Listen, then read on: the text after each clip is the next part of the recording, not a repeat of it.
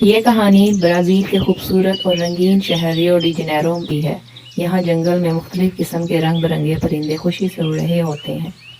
انہی پرندوں میں نیلے رنگ کا ایک خوبصورت طوطا مکاؤ بھی شامل ہوتا ہے، جسے اسمگلر پکڑ لیتے ہیں۔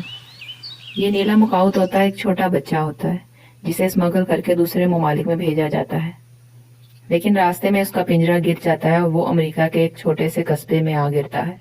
وہاں ایک ننھی بچی لنڈا اسے دیکھتی ہے اور اپنے ساتھ لے جاتی ہے۔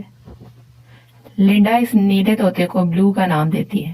وہ اس کا بہت خیال رکھتی ہے اور وہ دونوں بہترین دوست بن جاتے ہیں۔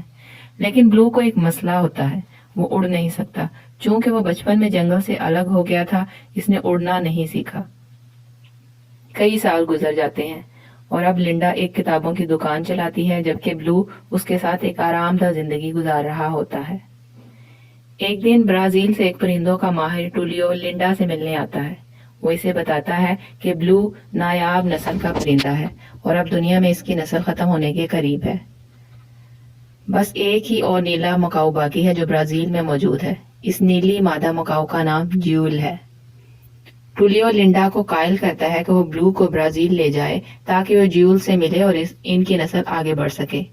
لنڈا پہلے تو ہچکچاتی ہے، لیکن آخرکار راضی ہو جاتی ہے۔ وہ اور بلو برازیل کے دل کا شہر ریو ڈی جنیرو کے لیے روانہ ہو جاتے ہیں۔ ریو پہنچ کر بلو کو ایک خاص جگہ لے جایا جاتا ہے جہاں جیول رہتی ہے۔ جیول ایک آزاد اور نڈر پرندہ ہے جو جنگل میں رہنے کی عادی ہے۔ جب بلو اور جیول کی پہلی ملاقات ہوتی ہے تو جیول اسے پسند نہیں کرتی، کیونکہ بلو اڑ نہیں سکتا اور انسانی ماحول میں پلا بڑا ہے۔ اسی دوران کچھ خطرناک اسمگلر بلو اور جیول کو پکڑ لیتے ہیں، کیونکہ وہ قیمتی اور نایاب پرندے ہیں۔ یہ اسمگلر انہیں بیچ کر بہت پیسہ کمانا چاہتے ہیں۔ بلو اور جیول کو زنجیروں سے باندھ دیا جاتا ہے، لیکن جیول کی بہادری اور ہوشیاری کی وجہ سے وہ ایک دوسرے کے ساتھ مل کر فرار ہونے کی کوشش کرتے ہیں۔ جیول تو بآسانی اڑ سکتی ہے، لیکن بلو کے نہ اڑ سکنے کی وجہ سے انہیں زمین پر ہی بھاگنا پڑتا ہے۔ اسی دوران ان کی ملاقات کچھ مزیدار مزاحیہ پرندوں سے ہوتی ہے۔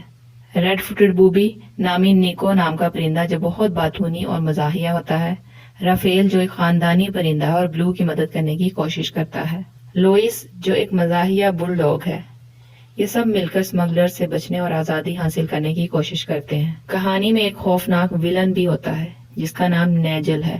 وہ ایک خطرناک اور بدتمیز پرندہ ہوتا ہے جو اسمگلر کے لیے کام کرتا ہے۔ نیجل بلو اور جیول کو دوبارہ پکڑنے کی کوشش کرتا ہے تاکہ وہ اسمگلر کو واپس دے سکے۔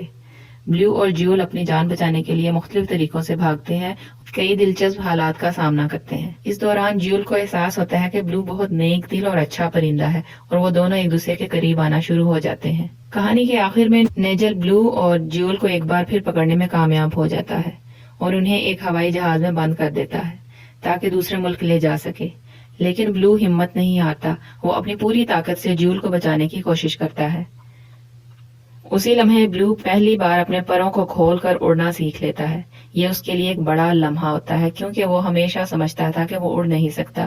بلو نیجل کو شکست دے کر جیول کو بچا لیتا ہے اور دونوں خوشی سے فضا میں اڑ جاتے ہیں۔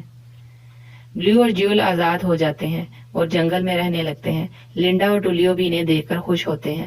بلو اور جیول کے ہاں خوبصورت نیلے مکاؤ بچوں کی پیدائش ہوتی ہے، جس سے ان کی نسل محفوظ ہو جاتی ہے اور وہ خوشگوار زندگی گزارتے ہیں۔